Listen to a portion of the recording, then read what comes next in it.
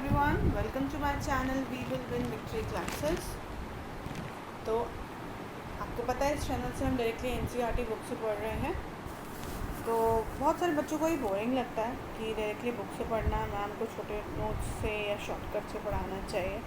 पर मुझे लगता है कि जब आप बिगिनिंग कर रहे हैं स्टडीज़ की और जब आप पहली बार चैप्टर को पढ़ रहे हैं तो फुल बुक डिटेल में पढ़ना चाहिए, है ना। हर एक चीज़, हर एक लाइन आपको पता होनी चाहिए, जिससे आपको जब आप आंसर लिखें तो आपके पास कंटेंट होना चाहिए लिखने के लिए। जो शॉर्टकट तरीका है, ठीक है, जिसमें मैं आपको सिर्फ फीचर्स बता दूँगी, ये फीचर्स हैं, इसका मतलब ये है, इसका मतलब ये है, इसका मतलब ये है, वो भी हम करेंगे, पर वो रिवीजन में करेंगे। अभी ज़रूरी है, जब आप फर्स्ट टाइम चैप्टर को पढ़ रहे हैं तो ये ज़रूरी है कि आप चैप्टर को डिटेल में पढ़ें, ठीक है। हर एक चीज़ को डिटेल में पढ़ें, बिकॉज इट्स अबाउट बोर्ड्स। ये बोर्ड्स है, आप बोर्ड्स के स्टूडेंट्स के हैं, बिजनेस स्टडीज़ हम बोर्ड्स क्लास 12 स्टूडेंट्स के लिए पढ़ रहे हैं, तो उनके लिए ज़रूरी है कि हर एक चीज़ वो डिटेल में पढ़ें। जिससे बहुत सारे बच्चे ऐसे होते हैं जिनको आंसर लिखने में दिक्कत होती है, क्योंकि आंसर इंग्लिश में लिखना है। तो बहुत सारे बच्चों की इंग्लिश रिटन लिखना, मतलब इंग्लिश में लिखना मुश्किल है, वोकैबुलरी वीक है, सेंटेंस नहीं बना पाते हैं। तो उनके लिए अगर वो डिटेल में भी ना पढ़े, अगर हम उनको शॉर्टकट तरीके से समझा दें चैप्टर, तो वो कंटेंट के समय जब लिखने का टाइम आएगा तब वो प्रॉपर्ली नहीं लिख पाएंगे। तो उनके लिए और हर किसी बच्चे के लिए जो क्लास 12 के लिए प्रिपरेशन में जा रहा है, तो उसके लिए डिटेल स्टडी पहले बहुत ज़्यादा ज़रूरी है। आप चैप्टर पहले डिटेल में पढ़िए, उसके बाद आप समराइज नोट्स बनाइए, ठीक है। अभी मैं आपको जब ये चैप्टर ख़त्म होगा, हम भी 1 पेज नोट्स से स्टडी करेंगे और 1 पेज नोट से हम पढ़ेंगे, ठीक है। तो चलिए करते हैं स्टार्ट आज का टॉपिक, जो कि है इम्पोर्टेंस ऑफ कोऑर्डिनेशन। तो हमने फीचर्स फिनिश करे हैं लास्ट वीडियो में, फीचर्स ऑफ कोऑर्डिनेशन, और आज हम क्या स्टार्ट करेंगे, इम्पोर्टेंस, ठीक है। So let's start with the content. तो आप सब इम्पोर्टेंस ऑफ कोऑर्डिनेशन में देखेंगे। Coordination is important as it integrates efforts of individual departments and specialist. Coordination important इसीलिए है क्योंकि वो इंटीग्रेट करता है इंडिविजुअल डिपार्टमेंट्स और स्पेशलिस्ट के एफर्ट्स को। ऑर्गेनाइजेशन के अंदर डिफरेंट सेट ऑफ एक्टिविटीज़ होती हैं, कंपनी के अंदर डिफरेंट सेट ऑफ एक्टिविटीज़ होती हैं, डिफरेंट डिपार्टमेंट्स होते हैं, डिवीजन्स होते हैं। अगर उन सब के बीच में प्रॉपर तालमेल नहीं होगा तो काम कैसे होगा, तो गोल्स अचीव कैसे होंगे। इतने सारे डिपार्टमेंट्स हैं और सारे डिपार्टमेंट्स की जो वर्क है वो एक दूसरे पे डिपेंडेंट है, मतलब they all are dependent on each other, means they are interdependent on each other. तो अगर डिपेंडेंट है एक दूसरे पे, अगर हमने कहा कि सेल्स और प्रोडक्शन एंड सेल्स, ये दोनों ही डिपार्टमेंट एक दूसरे पे डिपेंडेंट है, फाइनेंस भी डिपेंडेंट है, मार्केटिंग भी डिपेंडेंट है, तो इतने सारे जो हमारे ऑर्गेनाइजेशन के अंदर जो फंक्शंस होते हैं, जिसको हम अलग अलग डिपार्टमेंट में बांट देते हैं कि ये डिपार्टमेंट एचआर फंक्शन को देखेगा, ये डिपार्टमेंट फाइनेंस फंक्शन को देखेगा, ये डिपार्टमेंट मार्केटिंग को देखेगा, ये डिपार्टमेंट प्रोडक्शन को देखेगा। अब हमने department banana, division of work तो कर रही है, लेकिन करना तो सबने मिलकर है ना। वो सारे फंक्शंस को मिलकर काम करेंगे, तभी हम फाइनली अपने गोल्स को पा पाएंगे, है ना।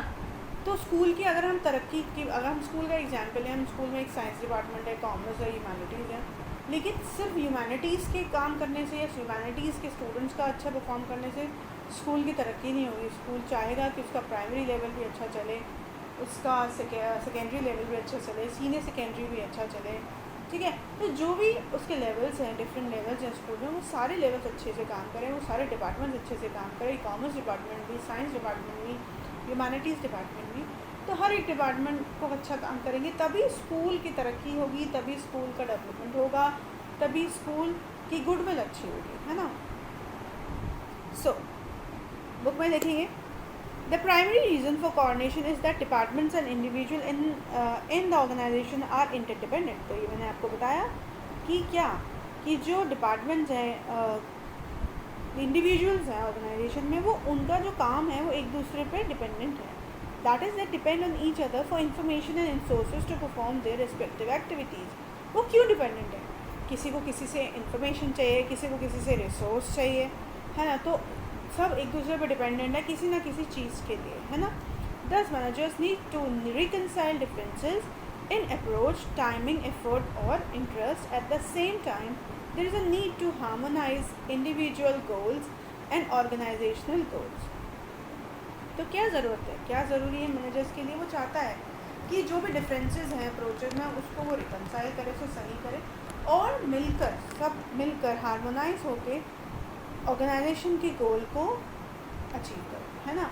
तो इंडिविजुअल गोल को ऑर्गेनाइजेशन के गोल तक लेके जाना है. हर एक इंडिविजुअल कंपनी में आता है एक अपने गोल्स के साथ, उस गोल को भी पूरा करना है, प्लस उसको ये बताना है कि तुम्हारे जो इंडिविजुअल गोल है वो तब अचीव होंगे जब हम ऑर्गेनाइजेशन के गोल्स के लिए काम करेंगे. तो ये मैनेजर्स की ड्यूटी है कि कैसे इंडिविजुअल गोल प्लस ऑर्गेनाइजेशनल गोल्स के बीच में एक प्रॉपर कोऑर्डिनेशन बनाना है और यूनिटी ऑफ एक्शन क्रिएट करना है, हार्मोनाइज करना है efforts. Okay, so let's move towards the 3 importance. 3 importance यहाँ बताई गई हैं. सबसे पहली है growth in size. Growth in size, तो ग्रोथ इन साइज का मतलब ऑर्गेनाइजेशन का साइज जब बढ़ता है तब कोऑर्डिनेशन का रोल और बढ़ जाता है ना. तो यस, अगर आपके पास पहले 2 डिपार्टमेंट्स थे, या मैं आपको ऐसे बताऊँ, मैंने स्कूल का एग्जाम्पल लिया. मान लीजिए पहले स्कूल में सिर्फ साइंस डिपार्टमेंट था, सिर्फ साइंस स्टूडेंट्स के लिए सिर्फ साइंस स्ट्रीम ऑप्शन था. आफ्टर क्लास 10 उन्होंने क्या ऐड किया? They plan to add humanities and commerce. उन्होंने डिसाइड किया कि हम कॉमर्स डिपार्टमेंट भी ऐड करते हैं और ह्यूमैनिटीज़ भी ऐड करते हैं. तो अब उन्होंने साइज़ को बढ़ाया स्कूल ने. तो अब जब साइज़ बढ़ेगा तो क्या होगा? अब काम का लेवल बढ़ेगा, वर्क ज़्यादा बढ़ेगा, तो उसके लिए कोऑर्डिनेशन की ज़्यादा ज़रूरत होगी. ऐसे ही कंपनी के अंदर जब डिविजन्स बढ़ते हैं या डिपार्टमेंट्स बढ़ते हैं तो कोऑर्डिनेशन की इम्पोर्टेंस और ज़्यादा बढ़ जाती है, राइट, इंक्रीज़ हो जाती है. तो देखते हैं बुक्स में क्या दिया हुआ है. As organizations grow in size, the number of people employed by the organization also increases. Yes, जब ऑर्गेनाइजेशन बढ़ती है तो लोगों को और ज़्यादा रिक्रूट करना पड़ता है और लोग लाने पड़ते हैं काम करने के लिए. At times it may be become difficult to integrate their efforts and activities. तब ऑर्गेनाइजेशन को दिक्कत होने लगती है और उसके लिए बहुत डिफ़िकल्ट हो जाता है कि सबके एफर्ट्स को, सबकी एक्टिविटीज़ को कैसे वो इंटीग्रेट करें. All individuals differ in their habits of work, background, approaches to situations and relationship with others. अब वो बता रहे हैं क्या? हर एक इंडिविजुअल अपनी हैबिट्स में अलग है, बैकग्राउंड में अलग है, अप्रोचेस में अलग है. तो अब क्या करना है? हमने उसी चीज़ को, उन सब को एक डायरेक्शन में लेके जाना है. डिफरेंट ह्यूमन बिहेवियर आ रहे हैं कंपनी के अंदर, बट उन सब को हमें क्या लेके जाना है? Towards the common goal of the organisation. So it becomes necessary to ensure that individuals work towards the common goal of the organization. अब बता रहे हैं कि ये ज़रूरी हो जाता है कि हर एक इंडिविजुअल के वर्क को हम किसकी तरफ लेके जाएं? ऑर्गेनाइजेशन के कॉमन गोल की तरफ. But employees may have their own individual goal also. Therefore, for organizational efficiency, it is important to harmonize individual goals and organization goals through coordination. अब वो क्या बोल रहे हैं? ये जो बात हो रही है ना यहाँ पे बार बार इंडिविजुअल के गोल्स को टूवर्ड्स द ऑर्गेनाइजेशनल गोल, ये बहुत ज़्यादा ज़रूरी है ऑर्गेनाइजेशन की सक्सेस के लिए. बिकॉज हर एक जो इंडिविजुअल होता है कंपनी में, जब वो आता है तो वो अपने स्पेसिफिकली पहले अपने गोल्स के लिए आता है. ठीक है कि भैया मुझे अच्छी सैलरी मिले, मुझे जॉब सिक्योरिटी मिले. लेकिन कंपनी क्या चाहती है? वो चाहती है कि मैं अपने इंडिविजुअल से मैक्सिमम एफर्ट्स लूँ और अपने गोल्स को अचीव करूँ, ऑर्गेनाइजेशन के गोल को अचीव करूँ. तो हर एक इंडिविजुअल का अपना एक गोल है, लेकिन हमें क्या करना है? इन इंडिविजुअल के गोल्स को कोऑर्डिनेट करना है विद द कंपनीज गोल. ठीक है कि हम उनको ये बताना होगा कि आपके गोल्स भी तभी अचीव होंगे जब आप कंपनी के गोल के लिए काम करेंगे, राइट. ठीक है, अब हम सेकेंड देखते हैं जो कि है फंक्शनल डिफरेंशिएशन. अभी हमने बात करी कि कितने सारे फंक्शंस होते हैं ऑर्गेनाइजेशन के अंदर, ठीक है, और उन फंक्शंस को हम डिपार्टमेंट्स में डिवाइड कर देते हैं. हमने कहा कि फाइनेंस का मतलब मनी से रिलेटेड फंक्शन भी होगा, ह्यूमन रिसोर्स को संभालने का एक फंक्शन है, ठीक है, सेल्स का है, प्रोडक्शन का है, मार्केटिंग का है। हमने इन सब फंक्शंस को इनका अलग अलग डिपार्टमेंट बना दिया और इसके अलग अलग मैनेजर्स बना दिए। ऐसा होता है ऑर्गेनाइजेशन में। So functions of an organization are divided into departments. आ गया कि फंक्शंस जो है ऑर्गेनाइजेशन उनको डिपार्टमेंट में बांटा जाता है, डिविजन्स में बांटा जाता है, सेक्शंस में बांटा जाता है। In an organization, there may be separate departments of finance, production, marketing, and human resources. All these departments may have their own objective, policies, and their own style for working. For example, the marketing department objective may be to increase sales by 10% by offering discounts, but the finance department may not approve such discount as it means loss of revenue. These kind of conflict arise in organization because each unit department is performing activities in isolation from others and barriers between departments are becoming more rigid. So, कह रहे हैं कि organisation, मैंने आपको बताया कि अलग अलग डिपार्टमेंट्स हैं, जो फंक्शंस हैं उनके अलग अलग डिपार्टमेंट्स बन जाते हैं और हर एक डिपार्टमेंट का एक अपना ऑब्जेक्टिव और पॉलिसीज़ होती है और वो अपनी तरह से काम करना चाहते हैं। लेकिन कभी कभी क्या होता है, इन लोगों में आपस में कॉन्फ्लिक्ट्स हो जाते हैं। एक कहता है ये होना चाहिए, एक कहता है ये होना चाहिए। जैसे कि हाँ एग्जाम्पल दिया गया कि मार्केटिंग डिपार्टमेंट चाहता है का ऑब्जेक्टिव है कि वो सेल्स को बढ़ाना चाहता है 10%, ठीक है। कैसे बढ़ाना चाहता है? डिस्काउंट्स देकर। कैसे बढ़ाना चाहता है कि हमें क्या देना चाहिए? डिस्काउंट्स देना चाहिए। बट फाइनेंस मैनेजर इसके अप्रूव में नहीं है, क्योंकि वो कह रहे हैं कि डिस्काउंट्स देंगे तो रेवेन्यू कम हो जाएगा, it means loss of revenue. So these kind of conflict, इस तरह के कॉन्फ्लिक्ट्स आते रहते हैं हर एक यूनिट्स के मतलब हर एक ऑर्गेनाइजेशन के अंदर, डिपार्टमेंट्स के बीच में। लेकिन ऐसा नहीं हो सकता ना कि आइसोलेशन होके एक डिपार्टमेंट काम नहीं कर सकता कि मैं अकेले कर लेता हूँ, बाकी आप करो ना करो। No, because they all are dependent on each other, okay. However, all departments and individuals are interdependent. They have to depend on each other for information to perform their activities. Yes, the activity of each department needs to be focused on an attainment of the common organization goals. The process of linking the activities of various departments is accomplished by coordination. तो जब हमें पता है कि सारे departments एक दूसरे पर डिपेंडेंट हैं रिसोर्सेज के लिए, इंफॉर्मेशन के लिए, तो ज़रूरी है कि सबको मिलकर काम करना ही पड़ेगा। तो उसको कौन पॉसिबल करता है? उसको कोऑर्डिनेशन पॉसिबल करता है। अगर कोऑर्डिनेशन नहीं बिठाएंगे वो आपस में तो कैसे गोल्स अचीव होंगे, है ना। So that is why coordination is important, because the functional differentiation exist in the organisation. Coordination important का महत्व बढ़ जाता है क्योंकि जो ऑर्गेनाइजेशन में फंक्शनल डिफरेंशिएशन है, अगर वहाँ कोऑर्डिनेशन नहीं होगा तो गोल्स अचीव कैसे होंगे, right. So the second importance that is functional differentiation is over. अब हम देखेंगे specialisation. So what is specialisation?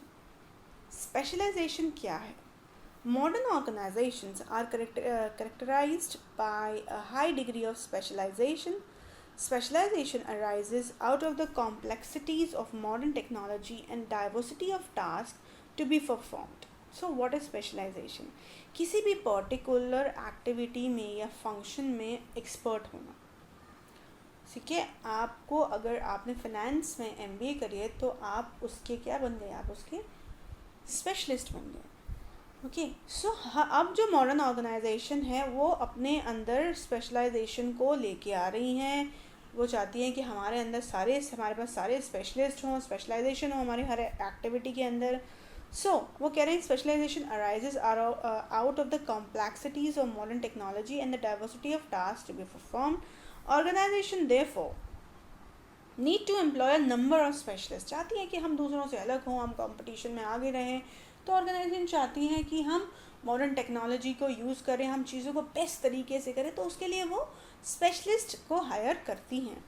Specialist usually think that they are qualified to evaluate, जज and decide according to their professional criteria. They do not take any advice और suggestions from others. जो specialist होते हैं वो सोचते हैं कि भाई हमारे पास सारी नॉलेज है अपने पर्टिकुलर फील्ड की, हम प्रोफेशनली परफेक्ट हैं, हमें किसी की एडवाइस सजेशंस की ज़रूरत नहीं है। In matters pertaining to the area of special, जो उनका एरिया ऑफ स्पेशलाइजेशन है, they don't want to take any suggestion from anybody. This often leads to conflict amongst different specialists as well as their others in the organization. Therefore, some coordination is required by an independent person to reconcile the differences in approaches, interests and opinions of the specialist. So, अब हमने जैसे मैंने आपको कहा कि हमने finance manager बनाया, ठीक है, फाइनेंस फंक्शन को परफॉर्म करने के लिए. हमने HR मैनेजर बनाया, हमने सेल्स मैनेजर बनाया, हमने प्रोडक्शन मैनेजर बनाए. तो हमने ये जो बंदे हायर करे, ये परफेक्ट स्पेशलिस्ट हायर करे जो इस एरिया में परफेक्ट हैं. ये परफेक्ट प्रोफेशनल्स हैं जो बहुत एक्सपर्टाइज हैं इस अपने अपने एरियाज़ में. तो ये क्या होता है, ये लोग ना किसी के सजेशंस नहीं सुनते हैं क्योंकि they know that we are the specialist. ठीक है, अगर उनको इनका जो ऊपर MDs होते हैं, बोर्ड ऑफ डायरेक्टर्स होते हैं, CEOs होते हैं, तो उनकी राय सुनना भी इनको पसंद नहीं होता क्योंकि they want that we are the specialist of our specialisation. तो उस केस में दिक्कत हो जाती है कोऑर्डिनेशन बिठाना. ठीक है, क्योंकि उनको ये समझाना कि नहीं, डिफरेंसेस इन अप्रोच नहीं होने चाहिए, डिफरेंसेस इन इंटरेस्ट नहीं होने चाहिए, हम सबको यूनाइट होके गोल्स अचीव करने हैं. सो उस केस में भी कोऑर्डिनेशन की इम्पोर्टेंस बढ़ जाती है. उस केस में कोऑर्डिनेशन की इम्पोर्टेंस बढ़ जाती है जब आपके पास स्पेशलिस्ट होते हैं, जब आप अपने कंपनी में स्पेशलिस्ट को हायर करते हैं और आप चाहते हैं कि वो भी कोऑर्डिनेट होके काम करें. राइट.